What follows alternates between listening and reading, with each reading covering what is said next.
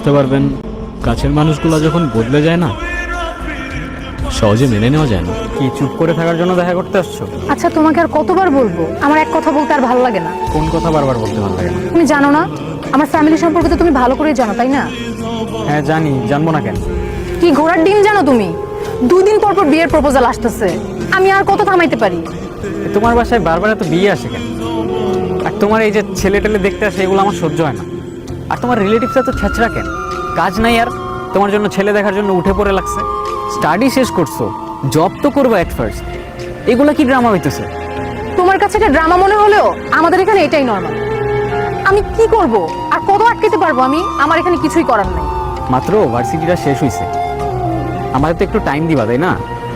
আর এমন না বসে আছি, প্যাশন যা ছিল সব বাদ দিয়ে রাস্তায় রাস্তায় ঘুরতেছি, জব খুঁজতেছি, আর কি চাও?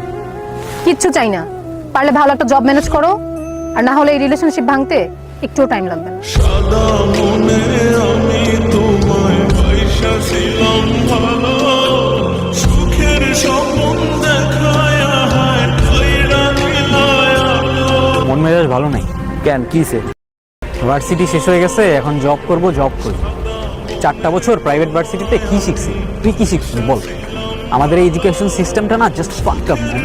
মিডল ক্লাস ফ্যামিলি থেকে বিলং করি ম্যান। প্রত্যেকটা সেমিস্টারের জন্য টাকাগুলো কেমনে ম্যানেজ করে দিত আমি দেখছি, আর টাকাগুলো দেওয়ার সময় কেমনে ফাটতো তোরে বুঝাইতে পারবো না।